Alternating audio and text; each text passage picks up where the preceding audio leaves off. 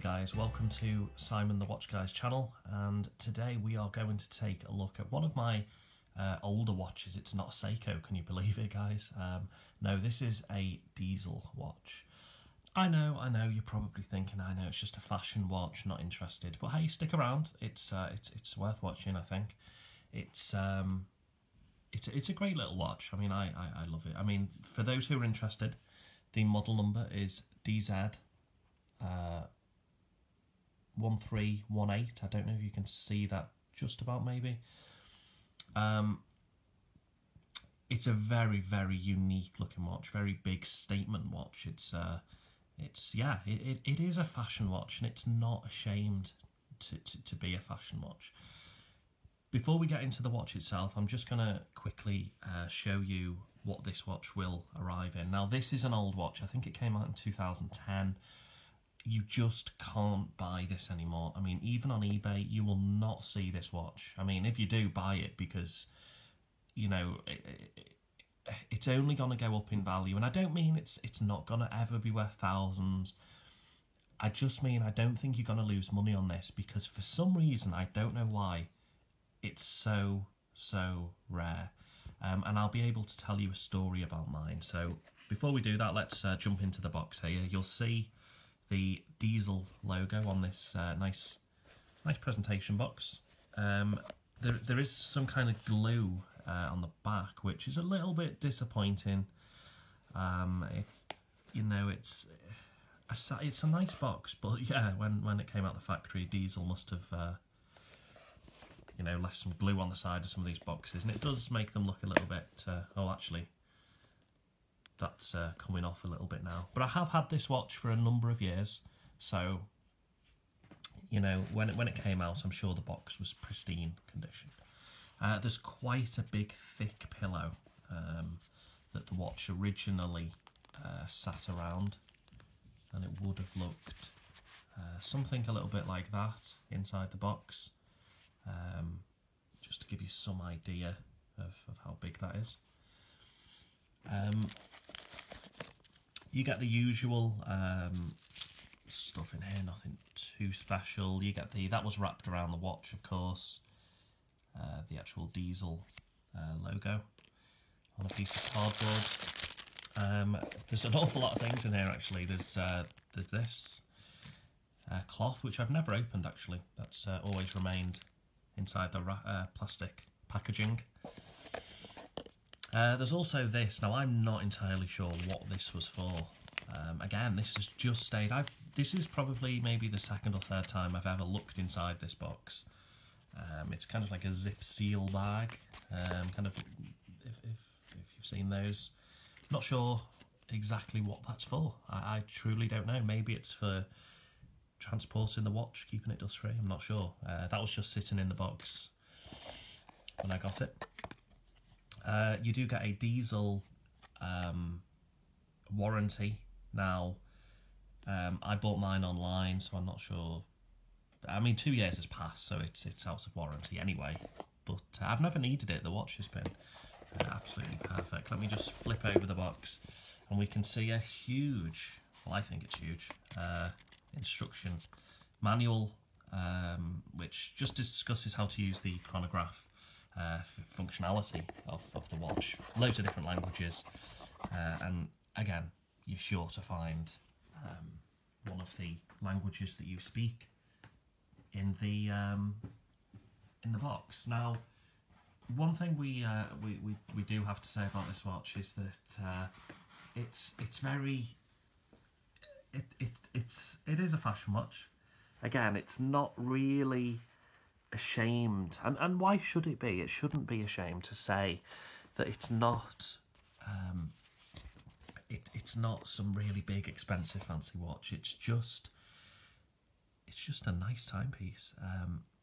So let me just show you a little bit about this watch. Now, when you, or if you can get hold of one, you may not see there's a tiny little bit of.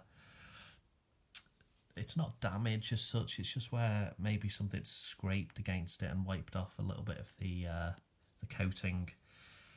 It's a bit of a shame because otherwise the watch is in pretty damn good condition. I did wear this for around about maybe 2 years or so. But I do believe that's a fairly common problem. I mean, it's the same with any kind of coating, not just on a watch. So I can live with that. Time-wise, now the battery's stopped in this one here over in the top left, and the battery's still going. There is actually 2 compartments. They're really easy to take out. There's like a little lip on each one. There's the lip on the top one, if you can just about see it. And you just prise those off, and you can easily put a new battery in. It's a really simple job, guys. Yeah, I mean, I've not replaced the battery in this yet. I do intend. I'm considering selling the watch. It doesn't get much wrist time anymore, unfortunately. Now this says diesel only the brave. I think that was the line of watches that came out, in this series. Important to note, the compass, it's just for fashion. It doesn't actually work, which is a huge shame. That would have been quite an impressive little feature if that did somehow work, but it doesn't. It's just there to look pretty. You simply turn this, pull it out, and turn this crown, and you will be able to set the time up here. Fantastic if you're travelling abroad. I travelled abroad and the time was 2 hours ahead of where I live, so I just set this one 2 hours ahead and set this to the normal GMT time zone, and it was really easy to see the time in the country I was in and the country I live in, the UK. So another little quick thing here, the chronograph feature, you can, I think, is it this one, you can,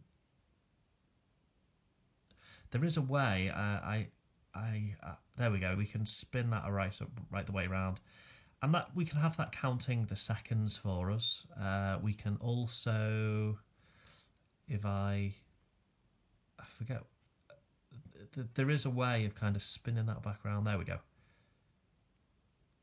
Again, you'll have to look in the instruction booklet for this if you get hold of one, guys. It's really, if you've used a chronograph watch before, it's probably the same, but they're not my kind of favourite watches, chronographs. But either way, keeps excellent time for a fashion watch. I mean, guys, it keeps fantastic time.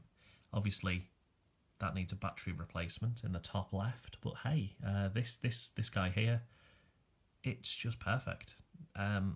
You can kind of see that second hand's ticking around slowly but surely.